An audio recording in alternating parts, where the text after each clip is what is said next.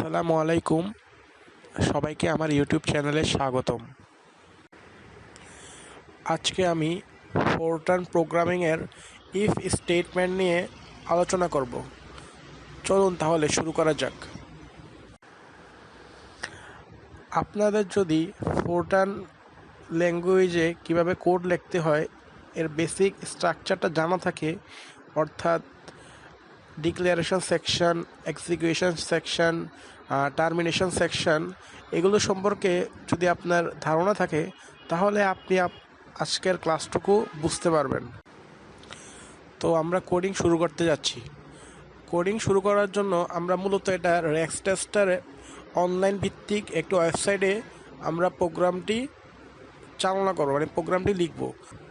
তো সার্চ করার পর আমার এখানে অনেকগুলো ল্যাঙ্গুয়েজের অপশান আছে, প্রোগ্রামিং ল্যাঙ্গুয়েজের। আমি ফোরট্রান সিলেক্ট করলাম, তারপরে যা আছে এগুলো আমি ডিলিট করে দিলাম।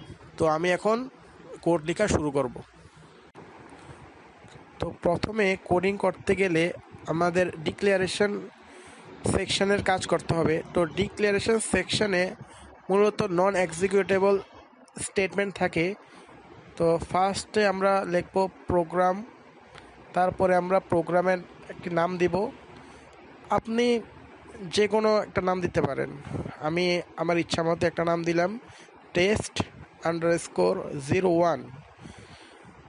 তারপর আমি ইমপ্লিসিট নান স্টেটমেন্ট লিখলাম। এই ইমপ্লিসিট নান দিয়ে বোঝায় যদি আমরা কোনো ভেরিয়েবল লিখতে ভুল করি বা কোথাও না লিখি বা এই ভেরিয়েবল টাইপ ডিক্লেয়ার না করি তাহলে আমাদের এরর হিসেবে এটি দেখাবে।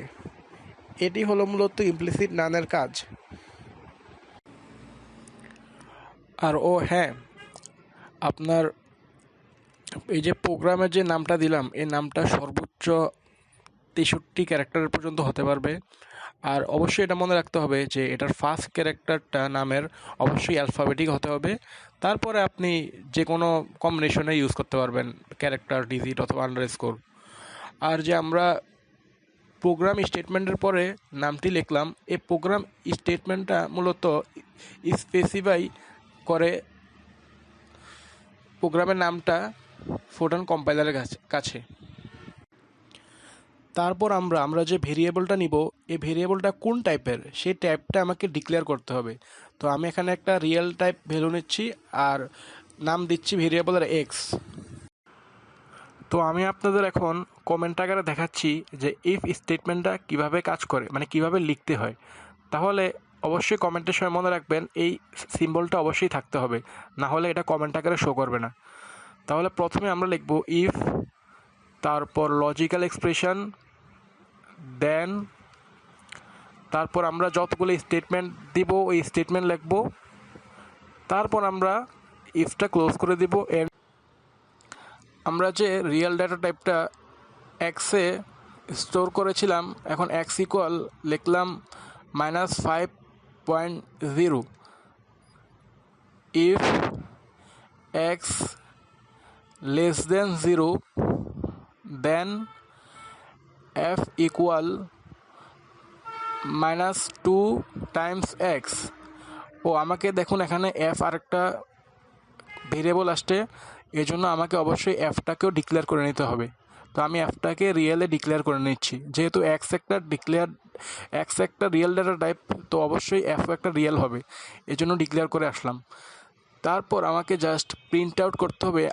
আপনি যা খুশি তাই প্রিন্ট করতে পারেন। তো আমি এখানে লিখলাম প্রিন্ট এফ। পাশে যদি আপনি এখন এক্স প্রিন্ট করতে চান এক্স লিখবেন, তারপরে আপনি ওই ইফ ক্লোজ করে দিবেন। ক্লোজ করে দিলাম।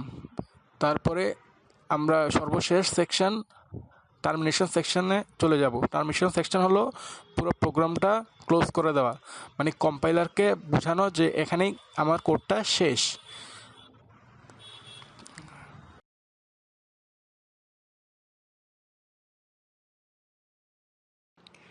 তো এখন আমি কোডটাকে রান করাবো। রান করার পর আমরা দেখতে পাচ্ছি আউটপুট। তো এখন আমি যদি লেস দেন না দিয়ে গ্রেটার দেন 0 দিই, তাহলে কি আমরা কোনো আউটপুট দেখতে পাবো? না, পাবো না। কেন? আমরা এক্স ডিফাইন করেছি লেস দেন 0, কিন্তু আমরা লজিক্যাল এক্সপ্রেশনে দিছি গ্রেটার দেন 0, এজন্য আমরা কোনো আউটপুট পাচ্ছি না। এখন চলুন আমরা ইফ এল স্ট্রাকচারটা দেখে আসি। ইফ এল স্ট্রাকচারের যে পার্থক্যটা হলো, আমরা গ্রেটার দেন এবং লেস দেনের জন্য একটাতে আউটপুট পেয়েছি এবং আরেকটাতে আউটপুট পাইনি, কিন্তু আমরা এটা দুটো আলাদা আলাদাভাবে দেখাতে হচ্ছে।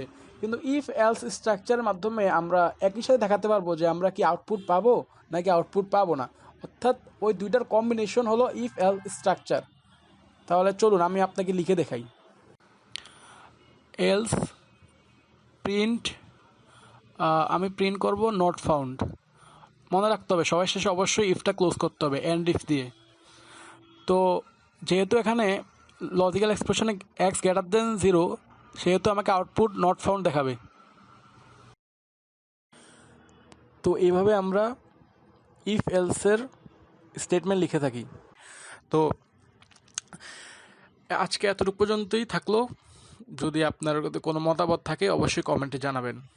আসসালামু আলাইকুম।